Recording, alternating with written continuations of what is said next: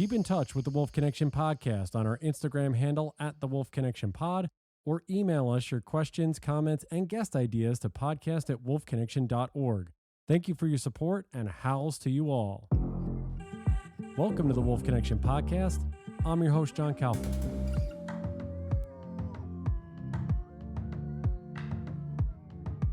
So I'm riding solo on this one today. Stephen could not be with us, but he sends his regards to our guest, who is the executive director of Western Watersheds Project for 7 years. He's also been the executive director for Biodiversity Conservation Alliance for a decade, and he's a freelance writer for The Hills, Seattle Times, Denver Post. You may have seen some of his work all over the place. He comes to us from Laramie, Wyoming. He is Erik Molvar. Erik, it's great to meet you finally and get to chat with you. How's everything going? Oh, it's a beautiful day up here in Laramie, and the sun is shining and looking out across the land and waiting for the wolves to come. Nice. That's terrific. I want to, because I mentioned really the Rolodex of the things that you've done, and I've seen a lot of your work. I did some digging in the background, looking at some of your stuff in The Hills, Seattle Times. Where did you grow up, and was writing always something that you wanted to do? Because it seems like that was your first passion, and still is a passion for you. Where did you get the bug for that? Where did you really get the itch to say, I want to write and do some of the stuff that you were doing prior to Western Watersheds? Well, I grew up on the East Coast and went to high school down in Texas. It couldn't be any farther from the wild country of the Northern Rockies. But I then decided I wanted to go up to the University of Montana to do my bachelor's degree because the fly fishing was better. And at the end of that process, I spent a couple of summers bartending in Glacier National Park. And I remember sitting on the front porch of the employee dorms, looking out across Lake McDonald and drinking with my coworkers, and we were all complaining about how weak the hiking guide to Glacier National Park was, because all it included were these little short day hikes, and it didn't include any of the backpacks, which are really the heart of Glacier. And somebody looked at me and says, "Well, shoot, Erik, you've hiked all these trails. Why don't you write one?" And I said, "I don't know. I guess I could." And I guess the rest is history. I wrote the manuscript when I was doing my master's research up in the University of Alaska at Fairbanks. I farmed it out to a number of different guidebook author companies and ended up landing with a local Montana publisher called Falcon Publishing, which is now nationwide. And the Glacier book was their first comprehensive book for a national park. And so after that, they gave me contracts for pretty much anywhere I wanted to go and hike for the summer.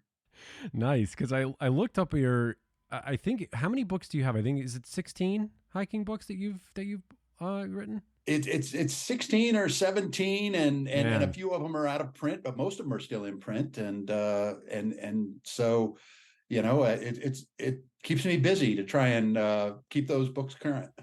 No, that's great. And what's interesting too, where on the East Coast did you grow up? What was because you went to school in Texas, but where did you grow up on the East Coast? I was outside of Washington, D.C. in Maryland. Nice. I asked this question because it seems like the guests that we've had on lately, a lot of them are East Coast relocators to the West. Myself being one of them. I grew up in New York and Long Island, and Stephen was in Connecticut and he moved here. So what do you think it is about the West that, especially for those of us who grew up on the East Coast, again, a lot of urban city dwelling, again, Washington, D.C., New York City, all of these big cities, what's the allure of the West that ultimately gives individuals like ourselves, or gave you the bug to say, I don't want to be here anymore, and I want to be where the wild places are? Well, I think that's just it. The Western United States is one of those few places where you have wild native ecosystems, and where humans in many places are relatively recent in terms of controlling and subjugating and carving up the landscape. And if you grew up in the East Coast or the Midwest or the West Coast, there's a lot of private land, there's a lot of fences, there's a lot of no trespassing signs. And the Western United States has millions and millions of acres of public land that belongs to pretty much everybody, that's supposed to be managed in trust for the benefit of the public interest, that has, in many cases, most, if not all, of its original native species of wildlife places where humans aren't the dominant animal on the landscape, and where you can actually go out onto the land and experience nature on nature's own terms. I think that that's a really important lure of the West.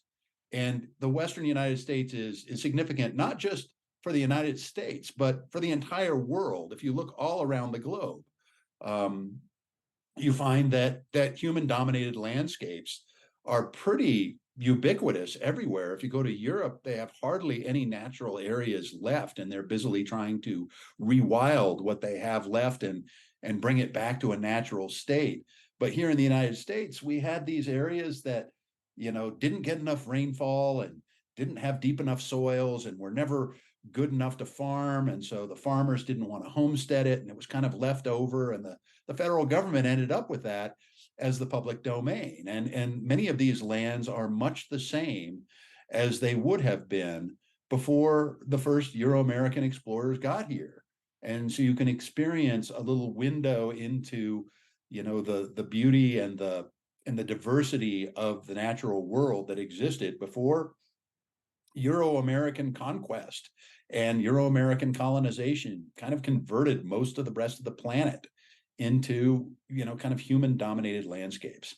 I, I can't agree with you more, and it's such a really important point to make because when you go to these places, we were just talking before we started about you were talking or you were mentioning about Glacier. We talk about Banff National Park. We talk about Yellowstone. Yellowstone, I think, more so than most. But when you look at the diversity of folks that go through these national parks on a regular basis, on a yearly basis, monthly basis, there are a lot of individuals from other countries that come here because, like you say, these spaces aren't open like this. You can't drive through a national park with wilderness on each side for miles and miles and miles and see wildlife in their natural habitat, albeit with a road running through it. That to me just seems. Do you ever feel like that's something that people are always looking for? Because obviously you just said it, that people from the East Coast move to the West because they want to experience the open spaces. You think that's an innate something that's inside all humans? Is that we've lost a little bit of that primal, that wild, that where we obviously co-evolved with species around the globe to some degree, and we're trying to get a little bit of that back, even if it's just viewing them through a scope or looking at them through a camera. Well, I think over the course of 130,000 years of human evolution, we didn't evolve to live in cities. We didn't evolve to live in farmlands or in livestock pasture environments. We evolved to live in the wild, just like every other native species that's out there on the earth. And I think somewhere in our genetic memory or maybe in our deep subconscious, there's an urge to reconnect with that sort of natural habitat for humans, and to live more in a way that indigenous people still live today in many parts of the world, in those secluded areas that haven't yet been overtaken by industrialization and quote unquote progress. And so, for me, I had these urges as well. And when I was in high school, I saw the movie Never Cry Wolf, which is a Disney movie, but it's based on a book by the famous novelist Farley Mowat, who's Canadian. And in this particular narrative, and it's a work of fiction, the protagonist is a wildlife biologist who travels north to far northern Canada to study caribou and to study wolf predation on caribou, because the government believes that wolves are responsible for declines in the caribou herds. And the protagonist comes to find and understand through studying wolves that they're an intrinsic part of the native ecosystem and that they're not causing ecosystem collapse at all. And that was a really fascinating story to me, because not only did that help inspire me to go north to Montana and then to Alaska to study moose in Denali National Park, and in many ways recapitulate the same adventure that this fictional character in this Disney movie had. But when I was in the University of Montana, I did a term paper on what was then called the Nell Cheetah herd case history. And the movie Never Cry Wolf came out in 1983, and it was based on a book that was published in the 1960s.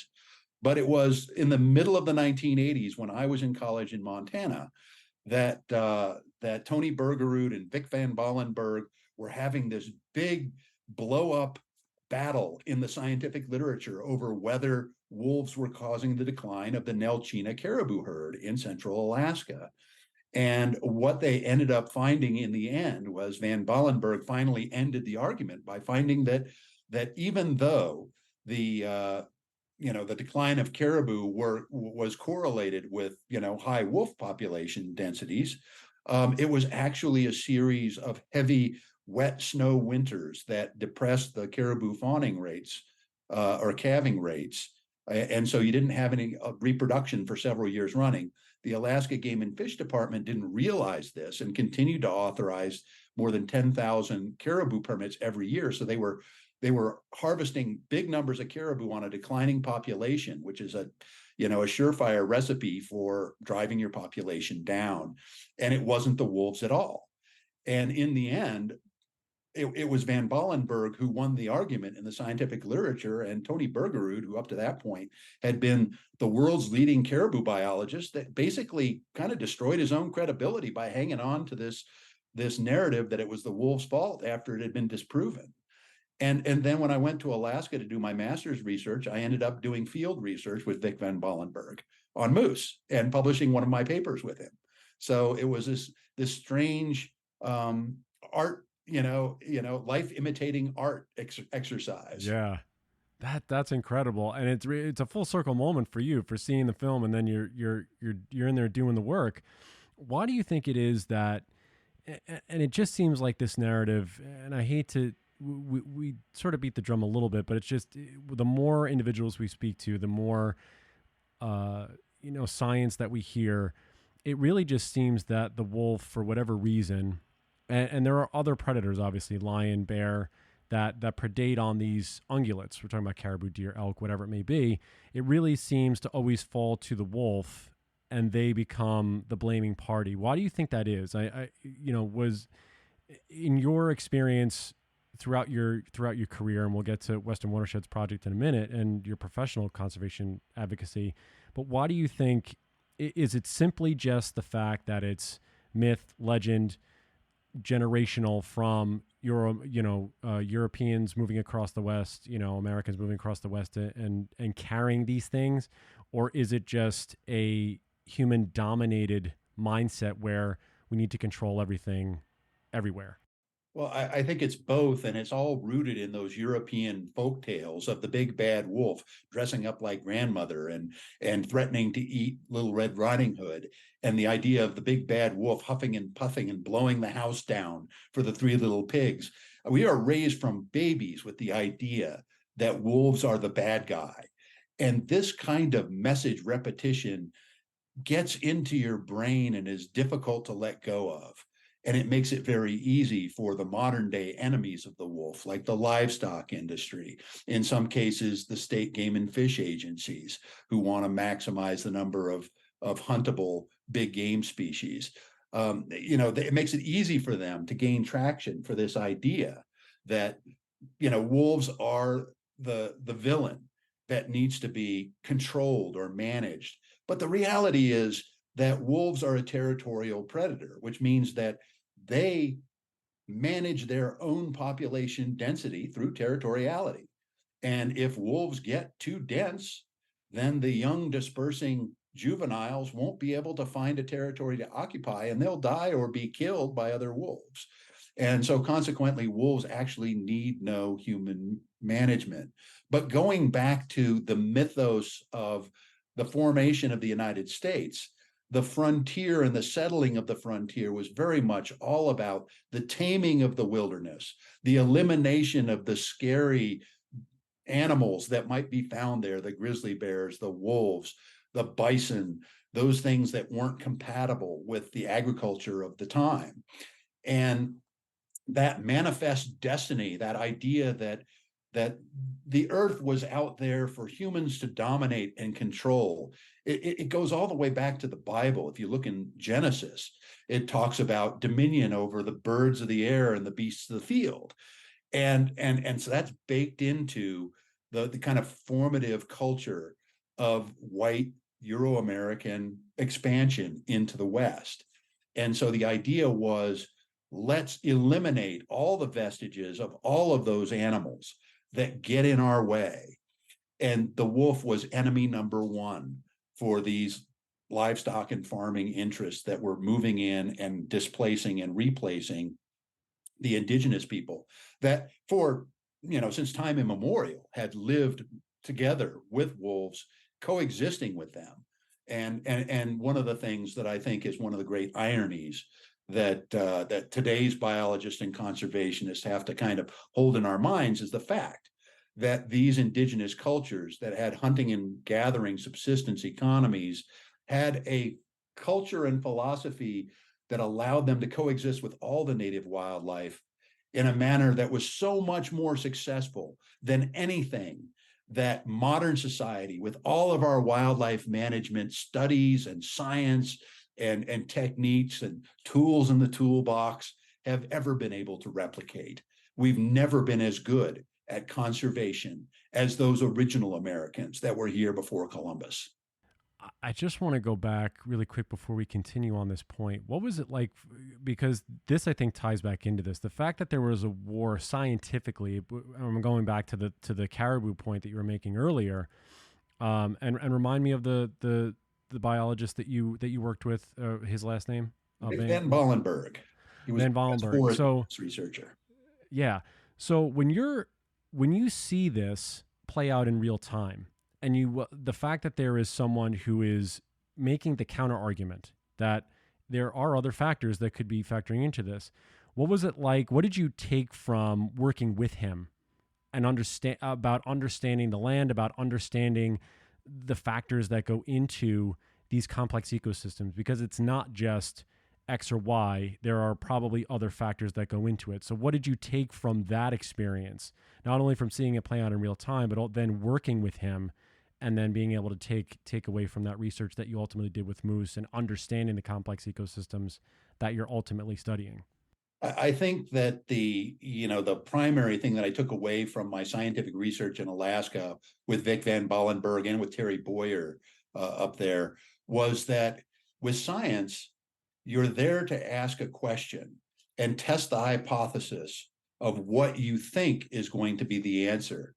And whatever the answer then is, then you have to live with that answer. And if it's not what you expected, then you have to figure out why the results that you got diverge from the results that other scientists got in their research. So, for example, in my moose research, I was testing the hypothesis that the more the moose were vulnerable to predation by wolves and grizzly bears, the more they'd be in large groups.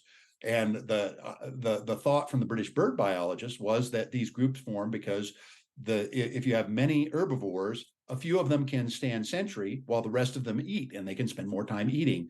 What I actually found was the moose in Alaska spent more time in agonistic behavior toward each other, fighting with each other, having dominance displays toward each other, a lot less time eating. So it was actually a penalty that they paid for being in these large groups, but it paid to be in the large groups because you absolutely reduced your risk of predation, your risk of injury or death. And by learning that difference from what the British bird biologists had found in their research, science advanced. That's where you actually get science advancing, and we learn something. When you keep confirming something that always has been suspected, you haven't learned very much. It's always the unexpected that ends up being the real scientific nugget that outlasts all the confirmations of previous, kind of conventional wisdom. Right. And you're, because you would think, and I think this is true of all scientists or biologists, especially in this field, is that you're always looking for the next, what is the next thing that we haven't discovered? We want to be progressive. We want to understand, because these let's face it, animals are always evolving and changing and doing different things. The one thing I've always heard is that if you never say, I can't remember who it was, I think it was a guide, it might have been somebody in Yellowstone, but basically they say, don't say a wolf does X, because the wolf will then do X, and then you're completely off base from what it is. Because these animals they're smart, they're complex, they're able to evolve and change with their with the dynamics of whether it's their ecosystem, their environment, or their prey base, depending upon what it is. So with that being said, as you get into your professional conservation advocacy and you start writing, a lot of your work, and then you get started with Western Watersheds, what are the things that you obviously you did your research, you come back, what are you trying to educate the public more so in terms of wolves and about their role in the ecosystem in a way that is palatable? Because I think a lot of people look at sometimes scientists or biologists or anyone who's sort of on a higher perch and see that it might be talking down to. What's the way that you're able to come across in a layman's terms or in a way that people can understand that this is a vital part of the ecosystem? Well, we always, as conservationists, hope to bridge that divide and bring science into the public policy debate and bring that into the public debate and make it accessible to people. And quite frankly, as a scientist, I can tell you that the scientific universe is filled with jargon and complicated, concepts and dense 10-penny words. And these things are set up as gatekeeping mechanisms intentionally, so that there's an in crowd of biologists who know what is being talked about, and then nobody else can understand it. And so it's a way to have a little club, a little social club where you can be better than everybody else. That is not what you want when you're trying to direct the outcomes of broad public policy, because the public needs to understand the public policy. So if you're speaking with a bunch of acronyms and a bunch of obscure words that nobody knows, then you can't possibly connect with people. And one of the other aspects, I think, to successful communication on behalf of wolves or on behalf of native plants or any other species that you might think of, is that telling stories is so important, because people relate to stories. You can drop 1 million statistics on a person and they might remember one or two. And the more statistics that you tell people, the less they're going to retain. So you have to actually be able to tell your story in a narrative that makes sense to them and that they can relate to. And so, the wolf is an interesting one, because in many ways, wolves are like people. They are a complex social mammal, just like we are. They have long-term relationships with the members of their pack, just as we have long-term relationships with our family members. That's very much like us. And by the same token, wolves are the same species as the dogs that we have in our own homes that we've domesticated over the years, now called Canis lupus domesticus. The scientists have now recognized that your Chihuahua is a tiny wolf. And so we can relate to wolves in that way as well, because they've become familiar. And interestingly, some of the same behaviors that you see from wolves, you see from dogs, and in many places, the people who are training dog owners how to be a good dog owner speak to them in ways that maybe you should become a member of this dog's pack and relate to this dog the way that other pack members would. It's interesting you say that, because a lot of times at Wolf Connection, I've seen my relationships with my dogs that before they passed, my relationship changed when I was working with, or that is to continue work with wolves and wolf dogs, and understanding where if you understand where they come from, you can understand a little bit more of the dynamics of the domesticated dog that obviously, like you say, live in our homes a little bit more. Why do you think, even with that correlation and understanding that all of our dogs come from the wolf, there's still this animosity, there's still this drive to manage or exterminate from certain parts of the country? There's still these feelings there. Is that what have you seen? I mean, to me, I feel like there's a lot of reflection, and you said it just before. I think there's some reflection with humans to wolves, and that they see whatever they maybe feel or see is a reflection upon themselves, and maybe that's something that's uncomfortable. I don't know if that's how you feel, or what have you encountered with people who, if this question ever gets posed, you have 2 or 3 dogs at home, why would you go and want to trap, shoot, hunt, kill the wild cousin where it comes from? one of the things that complicates the wolf conservation is the fact that we have entire industries that have a profit motive to drive wolves extinct and keep wolves extinct. And those lobby groups, and the livestock industry being example number one, really, I mean, they were very successful in driving wolves extinct in the lower 48 states. They were gone essentially, except for a small piece of northern Minnesota. And as wolves recolonize their native natural habitats all over North America, these livestock interests long for the good old days when the wolves were extinct. And when we have the Endangered Species Act protections in place, it's a federal offense for them to kill wolves. Some of them do anyway, but it at least provides a real deterrent, because you could go to jail for a year, you could lose your house, you could lose your car, you could have your guns taken away if you shoot a wolf and it's on the endangered species list. But there are other states like Wyoming, Idaho, and Montana where wolves remain unprotected by federal law. And it's Katie bar the door in states like those, where the livestock interests and their like-minded allies want to go out and they have bumper stickers on their trucks saying "smoke a pack a day," with a picture of a rifle scope with a wolf in the crosshairs. That's not the kind of philosophy that leads you towards a healthy coexistence with the natural world. And these lobby groups have been working very, very diligently, not just on Capitol Hill and not just with state agencies and federal agencies, but working with the media to demonize wolves. And Madison Avenue advertising firms have found that if a member of the public hears the same message 27 times, they're going to take it as common knowledge.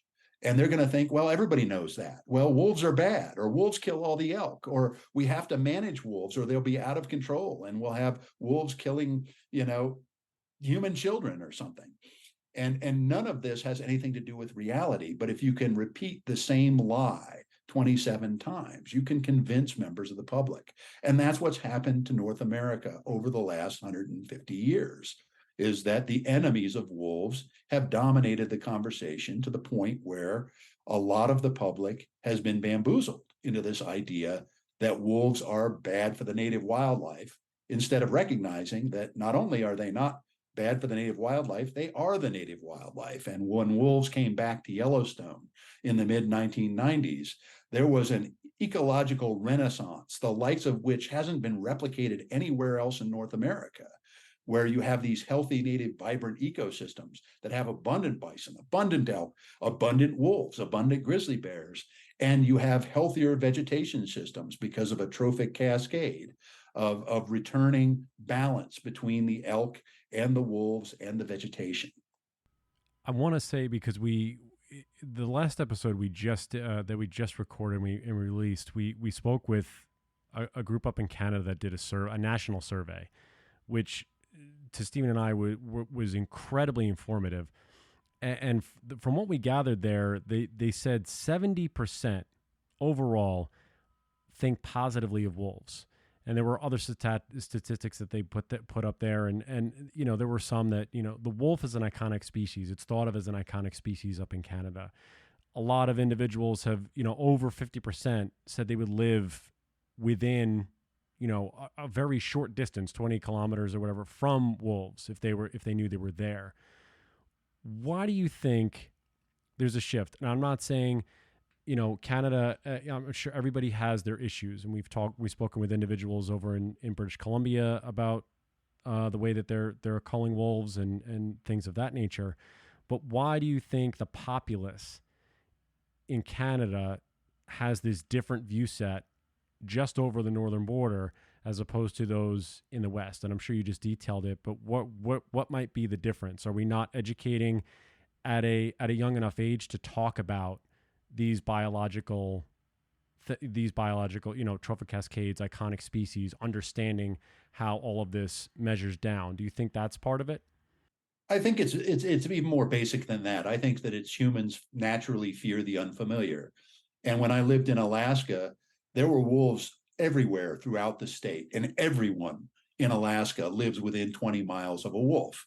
And nobody is afraid of wolves because it's not a big deal. They're not a threat at all to humans. I recall once when I was up moose hunting in the Yannert Fork of the Alaska Range across the highway from Denali National Park. I encountered, I was crossing an opening, and I encountered a couple of foxes, and I was looking at them through my scope, and obviously I'm not going to shoot foxes because you don't shoot anything that you're not going to eat. But then as I continuing hunting through the clearing, those little foxes set up this pitiful howling, and they were pups of the year wolves. And then they were downhill, and then from 30 yards uphill came the howls of the pack. And I was in between a pack of wolves and its young, and I was never in any danger. And I never felt the least amount of fear because I knew that wolves are so afraid of people that there was no chance that even an entire pack of full-grown wolves, each one more than 100 pounds, which could easily tear me to shreds if they had the mind to, would never do it, because it was just beyond the scope of a wolf's natural behavior to attack a person. They're afraid of people. And I think that kind of familiarity is something that Alaskans have, that Canadians have. That familiarity with the reality of living with wolves is something that people in Montana, in Wyoming, in Colorado, or Utah don't really have to the same degree. I've seen a wolf in the lower 48 states exactly once in my entire lifetime living in the West. I've lived in the West for more than 30 years. I've gone to Yellowstone a number of times looking for wolves. Haven't seen one yet. But most people have never even seen a wolf, much less learned how safe they are to be around. You're much more likely to be killed by a skunk carrying rabies than you are to be killed by a wolf. But wolves look big, and they have long teeth, and they look fearsome. And you would think that's an animal that could take me. And maybe it could, but it just doesn't. Yeah, and that's interesting that you say that about the education and also the understanding of what people think. Obviously, I think it's to the detriment a little bit, as we've spoken with people all over, the Western United States and Utah and Wyoming, and understanding. We spoke with individuals who generationally literally moved across the country, settled the West, and breaking away from those narratives and understanding that wolves are a native species. Why, and a lot of it, some of it is wrapped up in biblical terms. Some of it's wrapped up in, like you say, mythos and legend and things like that. And what's also something that we've been finding out, or as we've gone along in this podcast journey, and a lot of what you all do at Western Watersheds Project is talking about public lands and understanding that the public lands are for the public, and how there's privatization that's happening there in terms of cornering it off so that certain individuals can hunt there, feeding the herds so that there is enough deer or elk or whatever it is on those things. Why is that such a detriment? Just go and explain that to people who may not be aware of it. The fact that public lands, along with the wildlife, and I think people focus on the wildlife in one sense, and they're focused on the wolf or the bear, whatever it may be, not understanding that the land itself is the thing that's also in danger, is that the public land that you're going to see these animals is also in danger of being privatized or possibly being sold off and developed to, because those individuals that live there, that have the keys to the West, might not be able to afford this stuff anymore. So just go into that if you can, about why public lands are so important and why protecting them are so important. Well, one of the great tragedies of our Western public lands is that the land management agencies have always managed them predominantly for the use and benefit of commercial entities, the livestock ranchers, the miners, the oil and gas drillers, the loggers. These are the interests that the federal agencies have always catered to. And to the extent that the public is allowed to go out and hike and camp and fish and hunt on these lands, that's always been seen by these agencies as secondary uses. And the use of the land by the native wildlife themselves, the wildlife have always been second-class citizens. And 80% or so of the Bureau of Land Management lands in the Western United States are currently grazed by livestock. And when I say they're currently grazed, they're currently overgrazed because the standard livestock grazing lease authorizes 50 to 65% removal of the forage plants, the grasses and forbs and other palatable vegetation that goes straight into a cow or straight into a sheep between January 1st and December 31st of each year.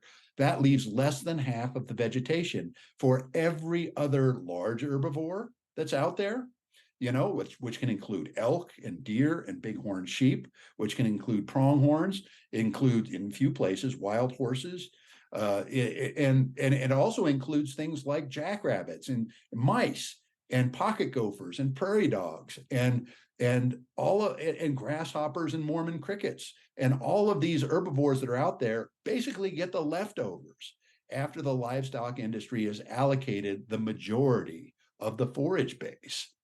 And the idea that we're doing this, that we're giving a commercial interest that is only there for their own personal private benefit and profit to have access to these public resources to the detriment of all the other native species, to the detriment of all the other members of the public that want to recreate on these lands, that might want to see birds, that might want to see wolves, that might want to see elk, that might want to hunt, that might want to fish for trout. All of these interests are harmed because you have this heavy level of livestock grazing. And interestingly, the range management scientists themselves in their textbooks say that you shouldn't have more than 25 to 35% forage removal in anywhere in the arid West. Letting alone how much you should leave for wildlife, that's just to have a sustainable beef operation. You should only have 20 to 35% forage removal. So the Bureau of Land Management and the Forest Service have been systematically authorizing overgrazing all over the West to the detriment of all the other native species. And in those little pockets that have been set aside as national parks, and Yellowstone is the prime example, you don't have that heavy impact of livestock. And look at the abundance of wildlife that you can get. And the public at some point has to be asked the question, what would you rather see? Would you rather see a depauperate, desertified landscape that's devoid of most native wildlife? Or would you like to see a thriving, abundant assemblage of large herbivores and native carnivores and birds and small mammals, as you see in Yellowstone? And I think most of the people in the West would rather see the wildlife in abundance on the public lands and would rather see the livestock on private ranch lands instead of on public lands. It's so interesting what you say, and I want to bring up because I want to get to the letter the editor that you wrote in the Cowboy State Daily, and there's a couple pieces in there, but the one that really stuck out to me was the numbers. You were talking, I would imagine, about when Lewis and Clark went across in the West. And this really stuck out, the numbers that my guesstimation, and please tell me if I'm wrong, is I would imagine through their count or their estimation of what these are the amounts of animals that were across, I guess, the West as they were going, or rough estimates. 380,000 wolves, 20,000 grizzly, 60 million bison, 10 million elk, 35 million pronghorn, 13 million blacktail mule deer, and 2 to 7 million wild horses, all coexisting together in those large numbers. And now down to thousands or hundreds at best for some of these. What, from Lewis and Clark expanding across, just explain why this is such a, these numbers need to be put out to the public so they understand where we were simply 150, maybe 160 years ago to now, and where we were, where the country was, or where the landscape was to now. Why we've seen such a drop. Is it mostly because of agriculture, mostly because of ranching? Obviously extermination. What are the factors that led from all of these wildlife being displaced or exterminated? Well, when Lewis and Clark were sent west, these were the early days. We had just recently become the United States from being 13 colonies. And they were moving west into a landscape that had seen a few explorers and fur trappers, but basically no settlement at all. And so this was a landscape of the original wildlife assemblage, of the original healthy ecosystems, of the original indigenous people that had lived there for thousands of years, coexisting with this native wildlife. And what Lewis and Clark saw and described in their journals was this amazing panoply, this American Serengeti of wild species everywhere.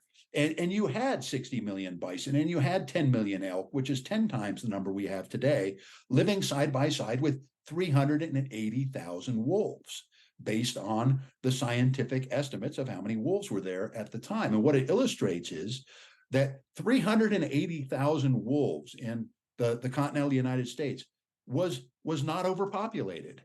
That was the population that allowed for this amazing diversity of large animals. And the idea that we have this today, well, if you look east of the Mississippi, the vast majority of that landscape was privatized and converted to farmland and completely depopulated of much of its native species. As you moved into the Great Plains, a lot of that landscape was converted to large-scale farming and today industrial scale agriculture and single crop monoculture on which no wildlife can find a home. And then as you move into the west of the Rockies, between the Rockies and the Cascades, these are the landscapes that never were heavily settled, heavily developed, heavily converted to farmland, and remained largely as, if degraded, at least native ecosystems. And those were then emptied of their wildlife, at first by market hunting, later by the livestock industry that wanted to eliminate the wolves, eliminate the grizzly bears, eliminate the mountain lions, eliminate the prairie dogs, eliminate the beavers, and domesticate these landscapes that were still owned by the federal government to the point where they could be maximally profitable for raising cattle and raising sheep. And so it was all about human uses of the land that were dominant uses of the land, as opposed to the indigenous people that were here before us that coexisted with the wolves and made no effort, as far as we can tell, to try to drive the wolves extinct or the grizzly bears extinct, even though they too were competing with them for food and space. But they found a way to coexist and live harmoniously with not just the 380,000 wolves, but the millions of native large animals. And I think it's important to note that some of those large big game species were driven extinct. We lost the Merriam's elk out of the southern New Mexico mountains. We lost the Audubon's bighorn sheep out of the Great Plains. Those species are gone. The heath hen that used to be found in the Northeast is gone. It's extinct. It's gone forever from the earth, and it'll never come back. And, interestingly, one of the narratives that's so predominant in wildlife management is this idea of a North American model in which, we have these white saviors that come in with modern wildlife management techniques and manage all the wildlife and bring back the wildlife populations. Well, we only have 1 million elk today. There were 10 times that many at the time of Lewis and Clark. That's not a very good success rate. With all of our modern wildlife management techniques and all of our heavy-handed interventions and habitat manipulations, we can't achieve a tenth of what the indigenous people had before we got here. And so I think one of the things that is incumbent upon us as Americans to really look introspectively at is the question of, how can we refashion our society and our relationship with nature such that we don't dominate, destroy, degrade, fragment, and disrupt the natural processes so much, but instead live in harmony with the earth and its entire community of life. And we can be an individual species member of that community of life instead of being the dominant controlling force that we pretend to be today. Right, and that's something that we were back all those years ago, like you were stating. What are your answers to some of the arguments that people make when they say the North America model is successful, that it's meant to help bring up the ungulate populations, like you say, the elk, the deer, for the consumptive community. Do you feel the non-consumptive community is heard enough through that, or that the model is something that needs to be reworked, and that, like you were saying, if we tweak some things, make some things different, it could feasibly work? I know we spoke with Dave Stalling, and Dave Stalling is a is a hunter who is an anti-hunter, and I love speaking to him. But he really seems to think that the North American model needs to be changed drastically, or possibly gotten rid of altogether. What do you think about that? I think there are some elements to the North American model that are beneficial. The idea that wildlife are a public trust resource that should be managed for the benefit of all the population and not be privatized. I mean, that's a beneficial thing. But certainly the North American model is very heavily based and has been somewhat warped from the original intentions of Aldo Leopold, who was the father of wildlife management, to become more of a business model in which state wildlife agencies often view themselves as being businesses that provide for their customers, and their customers being hunters and anglers only, and not those members of the public that want to see healthy ecosystems or non-game species or do wildlife viewing. And so I think wildlife management agencies could and should be a lot more inclusive about what publics they serve. And it's not just the hunting public, and it's not just the angling public, although I am a hunter and an angler too. I think hunters and anglers get far too much of the dominance of the attention of the wildlife management agencies. And meanwhile, the species that are going extinct are the non-game species that aren't getting attention because you can't sell a tag, or have a drawing for people to pay large sums of money to commodify them.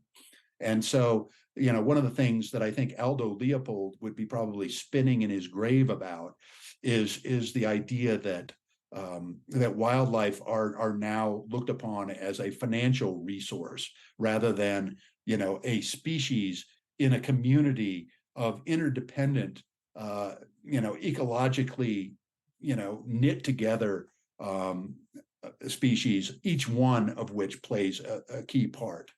And we emphasize too much, I think, those animals that we hunt for game or we fish for the pan, and we don't pay enough attention to those species that aren't of any immediate economic consequence that we can see. But as we're learning today, as these species start disappearing, the pollinators are disappearing. Well, we didn't pay much attention to them. They turned out to be really important to produce the food that we eat. Well, wasn't Right. that unfortunate that we weren't paying any attention to that? I mean, and every species that's out there has a role to play in this ecosystem, and we don't know even a majority of the knowledge that's out there to be known and discovered about all these different species and their interrelationships. So we need to have an approach of humility, and not tinker too much with the machinery of nature that we don't really understand and maybe aren't even that qualified to tinker with. Yeah, I mean, you talk about, like you say, the pollinators, the bees, the butterflies. A lot of these species are, there's always stuff in emails and mail that, hey, the bees are dying. The bees have been dying for a long time, and like that's, if the bees go or the butterflies go, like you say, the pollinators, that is literally how things get planted, how things continue to grow. And you're right, not being paid enough attention to. And I think there's some of this too, where you see, obviously, the bear, the lion, or the wolf are the poster children for a lot of these conservation efforts, because big animals can be seen thrown on a poster. But like you say, there is a whole other ecosystem below that. Like you say, the jackrabbits, the rabbits in general, the prairie dogs, the black-footed ferrets, all those those other animals that are underneath that nobody really pays that much attention to. If those species start going, then the bigger species aren't going to have anything to eat. It's a whole cascade effect. I mean, obviously, I'm not telling you anything you don't know. Tell everybody too, because I saw this in your letter also. Just tell everybody what the Animal Damage Control Act was and what that meant, because this, I think, was in the 30s. Correct me if I'm wrong. And that was the same. And we're still on this, where we came from, where we had a plethora of species out there. And this was not helpful to the species back then, correct? This was more extermination. Correct me if I'm wrong, or just tell everybody what that meant in the history of the West and how this continued to either harm or help wildlife. Well, in the 1800s, when the war against native wildlife really got started, and the elimination of bison was kind of a real figurehead effort, and kind of presidents and generals talked about the need to get rid of bison so that they could bring the indigenous tribes into subjugation and relegate them to reservations. But at the same time, as the livestock industry was expanding throughout the West, and herds of cattle and herds of sheep were being driven out into the interior West from Texas, from the coastal states like California and Oregon, what happened was that the livestock ranchers started to try and get rid of all of the things that might possibly eat a cow. And so they drove the grizzly bears extinct. And grizzly bear is on the California state flag, but you won't see one in California today because they've been driven extinct and they're still extinct. The wolves are just now coming back in California because of that big extinction glut. And it wasn't until 1915 that Congress first appropriated the first federal taxpayer funds to kill wolves. Up to that point, it was all bounties and individuals going out and doing it on their own. But Congress got involved, and on the eve of World War I, to get involved and subsidize that. And it wasn't until 1931 that the Animal Damage Control Act was passed by Congress. And it basically set up an agency within the U.S. Department of Interior to kill wildlife for the benefit of farmers and the benefit of ranchers. And it was there to commit ecocide and to domesticate the landscape by getting rid of anything the farmers asked them to. This has been an agency, was originally called Animal Damage Control and now is called USDA Wildlife Services. And it's still out there, and it's still aerial gunning coyotes. It's still trapping wolves. It's still snaring species. And it kills hundreds of thousands, if not millions, of individual animals every year at taxpayer expense for the benefit largely of the agriculture industry. And why we allow a federal agency to kill native wildlife, even one of them, it ought to be against the law, because they are disrupting the native ecosystem, and they're doing it intentionally, because this disrupted native ecosystem is more profitable for sheep ranchers and more profitable for wheat farmers and more profitable for cattle ranchers. So the idea that this very, very small proportion of the American population that engages in these agricultural pursuits gets to dictate wildlife policy across vast millions of acres of public and private land, and gets to have its own hit squad, its own federal death squad that goes out with special planes, with people leaning out of the cockpit, gunning down animals from the air at taxpayer expense and with taxpayer dollars, is really kind of a scandal. And it makes us look pretty barbaric and pretty, the idea that this has anything to do with wildlife management is just an affront to wildlife management, because it's largely pretty uncontrolled. Ooh, yeah, wow. Because I read that in your letter to the editor, and it's just when you see it in the written word, and when you've seen it, and you've seen posts on Instagram about things of this nature, I think that's what it takes, is the full front. The really has to hit people in the face in order for them to take notice, I feel like sometimes. Two things. Why do you think there's a disconnect from the federal government and these agencies about the way they manage wildlife? Because there is an outcry, a public outcry, for a lot of these practices, trapping, aerial gunning, sniping, all of this stuff. There is a public outcry for it, and again, really not listened to on the other end. I know a lot of it is political. I know it's a lot of who's in office. And on the other side of that, are there individuals or groups that you are working with Western Watersheds that are actually trying to change and look at the non-lethal methods of protecting these lands, protecting these ecosystems that are have you've been able to get through and show there's a different way to do this? Well, certainly there's a large and growing community of conservation, animal welfare, and ecosystem-based organizations all across the West and all across the country and spreading across the world as well that are demanding more ecologically responsible management. So, for instance, a couple of years ago, when Western Watersheds Project wrote a petition to relist wolves in Montana, Idaho, and Wyoming, we had 70 other groups signed on to that petition supporting us. And the basic idea was that the Endangered Species Act demands that the U.S. Fish and Wildlife Service make its endangered species decisions solely based on the best available science. So we laid out a very clear argument that the state management plans for wolves in Wyoming, in Idaho, in Montana were not adequate regulatory mechanisms that were going to conserve wolves, but instead recipes for continued wolf decline and decimation, possibly leading to extinction. And if you look at these wolf management plans, for example, in Wyoming, 85% of the state has no control at all over killing wolves. You can hunt them every day of the year. You can hunt them without a limit on how many you can kill. You don't even need a license from the State Game and Fish Agency to hunt and kill wolves in 85% of Wyoming. And as a result, the state of Wyoming has effectively kept wolves extinct across that 85% of the state without even the use of poisons. Just that effort of uncontrolled recreational killing is enough to keep the wolves extinct. And that was by design.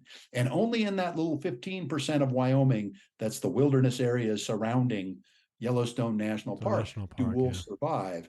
And even in the confines of Yellowstone National Park, where wolves are supposed to be fully protected from hunting and every other kind of human killing, last year, because of the permissive Montana regulations for wolves, a full quarter of the wolf population was killed by hunters when it was lured out or stepped out of the park boundaries. So we don't even have strong enough regulations for Yellowstone National Park to protect the wolves inside our nation's first national park. Those wolves that are more valuable to the public for viewing and observation than any wolves anywhere in the country. We can't even do that. And that's how bad these plans are. In the state of Idaho, they basically opened it up to unlimited wolf trapping and snaring on private land year round, unregulated. That's not wildlife management. That's no management at all. And you can't call that an adequate regulation that you can rely on to keep wolf populations at healthy and sustainable levels. In Montana, similarly, they've had these incredibly aggressive kill rates. And in some of these states, you're killing 1/3 of the total population of wolves every year.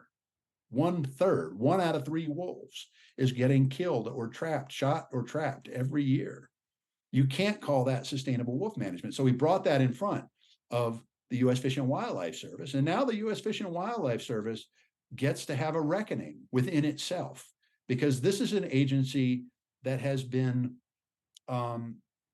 an ally of the state wildlife management agencies that have been driving wolves extinct. This is an agency that has tried to delist wolves in these states and been a cheerleader for wolf delisting in these states, and has been an enabler of these states with their anti-wolf state policies. And now we get to work together with our large community of allies, not just conservation groups, but also tribes, but also animal rights organizations, to focus pressure on the paid professionals inside the U.S. Fish and Wildlife Service, the career employees who are the problem here, who are the roadblock to returning wolves in these states to the endangered species lists, and give them the protections that they obviously need based on the science. And the backstop for all of this is the law. And when Congress in the early 1970s passed the Endangered Species Act, in their wisdom, they stated that endangered species decisions must be made solely on the basis of the best available scientific and commercial information. Politics and political favors can't come into it.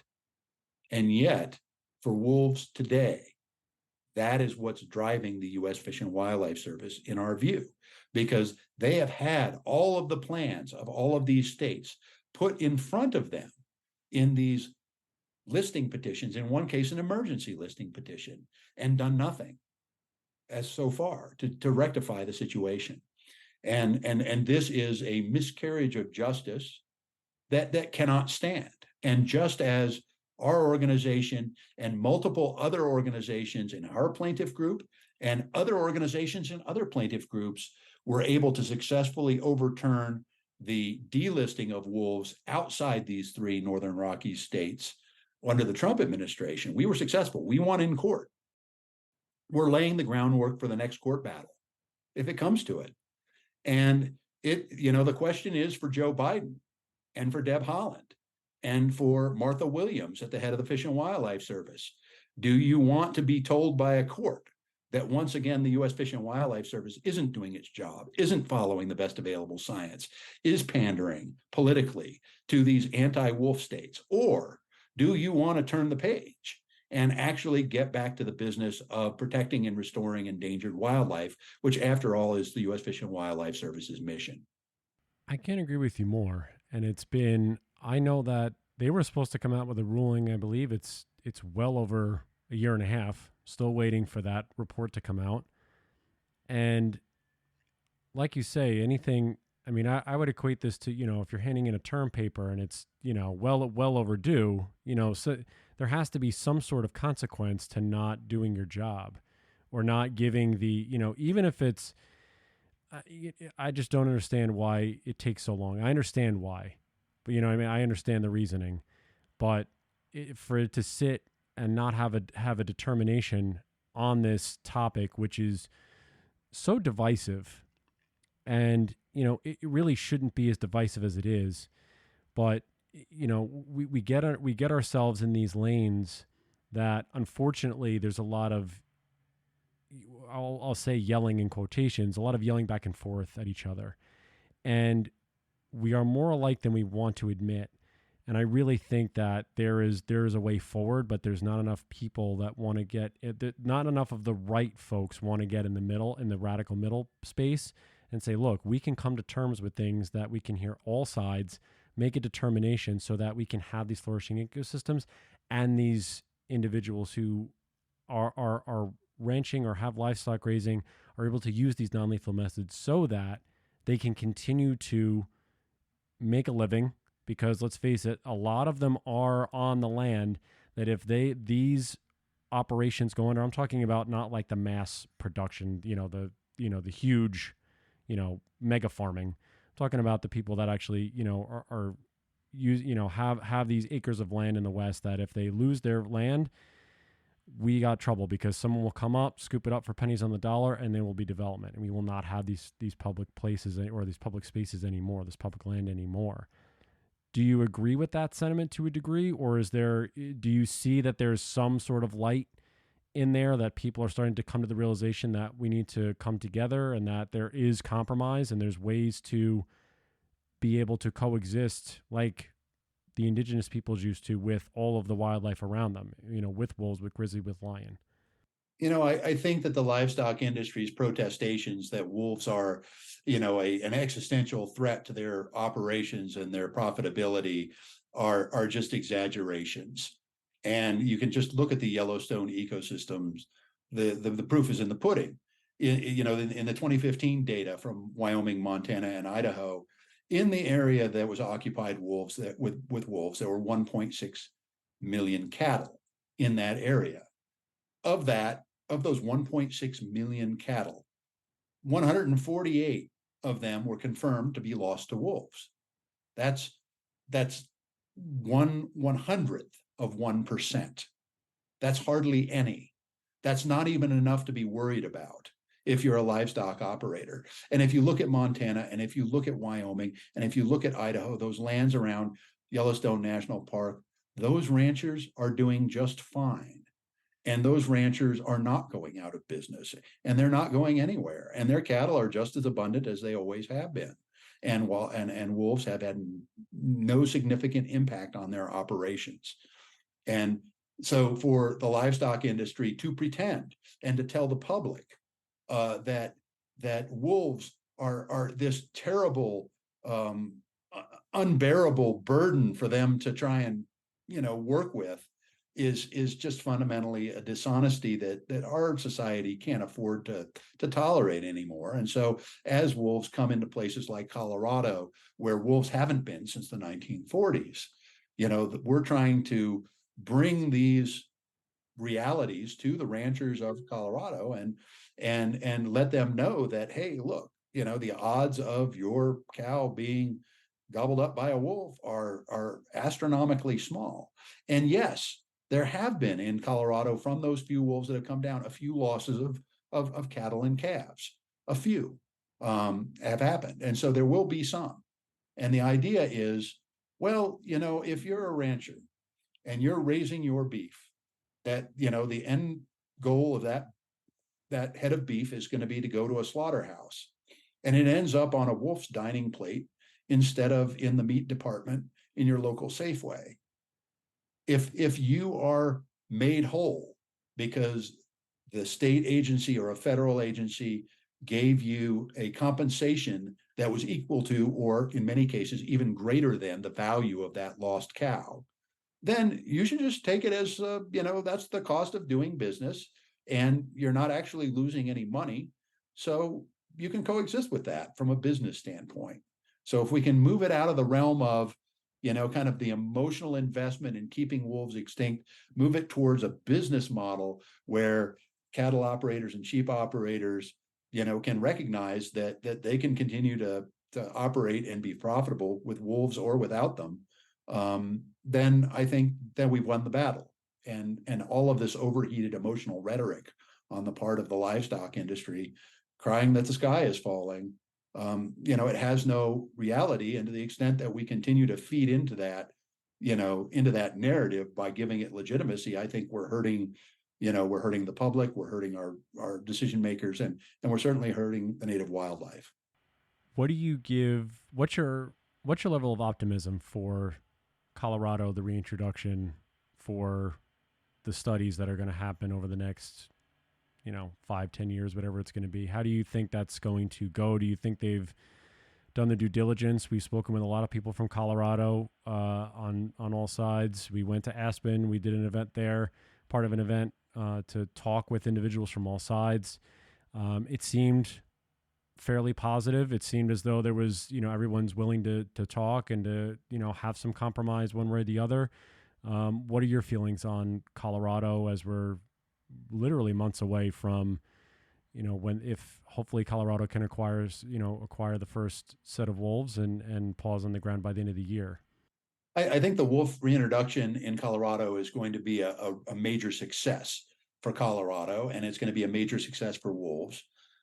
Just looking at the way that the introduction went in Montana and Idaho in 1995, that was a much more hostile environment into which wolves were inserted, and those wolf populations were able to grow and thrive under the protections of the Endangered Species Act. And I feel pretty optimistic. Now, the Colorado State Wolf Management Plan, it's pretty darn permissive in allowing the kind of retribution killing of wolves if they take livestock. We have good science that shows that killing wolves in response to livestock depredations does not decrease the number of livestock losses in the future. So it's pointless. I think that with improving conditions in Colorado, we can get that state management plan fixed so that it comes into alignment with the science, because the ballot initiative that was passed in 2020 in Colorado specified that the state was supposed to be managing the wolves based on the best available science. And so I think that we can reform that state wolf plan. I think the wolves will thrive and will show that nature finds a way in Colorado, and that 30 years from now, Coloradans will be hearing wolf howls ringing from the mountain peaks in their wilderness areas, and will say, "Wow, what a great thing that was." That in 2023 and 2024, the first wolves were brought to Colorado, and boy, all of those doom and gloom predictions from certain cranks at the extreme ends of the spectrum sure didn't come to pass. What do you say to those that are on the other side of that, or are skeptical, or are just looking at it and saying this is just going to be a repeat of Montana, Idaho? You've been doing this for 30 years. What's the information you would give to those folks? I would say, what are your talking points, or what's something that you would say to them to ease those tensions if they're around? Well, the most interesting argument that's been brought forward the idea that, well, gee, we're just going to reintroduce wolves to Colorado, and they're going to face all these hostile ranchers and all these hunters, and they're going to be killed. So we're just putting them in harm's way. But the reality is, we're going to be taking these wolves probably from Idaho, maybe from Washington, in areas where it's also not safe to be a wolf, and we're going to be reintroducing them to Colorado, and the Colorado state protects the wolf under the State Endangered Species Act, which is a bigger amount of protection than you have in Montana or Idaho or Wyoming. In fact, way bigger. And even under the Endangered Species Act, even though the wolf was designated as an experimental non-essential population, they're still protected from illegal take. Or for people that are poachers that are out there illegally killing wolves. And so those people will still face very stiff legal consequences. So I think that we can foster this wolf recovery, and I think that we will get the kind of ecological renaissance in Colorado that we saw in Yellowstone as well. Sooner or later, the wolves will show up in Rocky Mountain National Park. That's an area where the elk are heavily overpopulated and are doing a lot of damage to the native ecosystems. We could see that same kind of renaissance in Rocky Mountain National Park as we saw in Yellowstone once the wolves are allowed to get there. And one of the things that's really interesting is that over the past year, there was a scientific treatise that was published called Rewilding the American West that provided a blueprint for how we are going to restore nature in the West. And the idea was, take large core areas of relatively pristine habitat, retire livestock so that you don't have these kinds of conflicts with large carnivores, bring back the wolf, bring back the beaver. This is the way that you can most quickly recapitulate the successes of Yellowstone. And I think we've got a chance to do that in Colorado.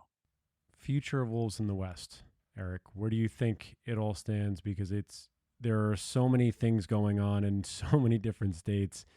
Obviously, extremely excited that wolves are repopulating the northern part of California with those 4 packs that are there. Obviously, Colorado coming into play, and they could be moving around. What do you feel in your gut about the future of wolves, the future of the landscape? I would say the wild landscape in these Western United States. I think that the wolves are proving that nature will find a way if we as humans can just take our boot off of her neck, and that the wolves are coming back. And if you don't have wolves, wolves are coming, and we should have regulations in place that prevent the same political interests and the same lobby groups that drove them extinct in the first place from doing it again. And as long as we do that, as long as we have regulations in place and restrictions in place that prevent the irresponsible destruction of nature, the wolves will repopulate their native habitat, and nature will find her natural balance once again. I feel that California is the best example, because California has an Endangered Species Act that likewise prevents the illegal killing of wolves. And that is what is allowing these wolves to disperse all the way down into Sequoia National Park, and one wolf making it almost to Los Angeles. These wolves are generalist species. They are not tied to a very specific habitat. They have a wide variety of possible prey, everything from mice all the way up to deer and elk. They can do well if only we don't interfere too much in their daily lives. My last question is, when you hear the word wolf, what's the thing that comes to your mind? The howling wilderness, nature untrammeled by man. This is what we have lost and what we have to regain if we can only be wise enough to foster the recovery of the natural world. Love that. Erik, just tell everybody where they can find information about you and about Western Watersheds Project. You can find Western Watersheds Project at www.westernwatersheds.org. You can find us on Facebook.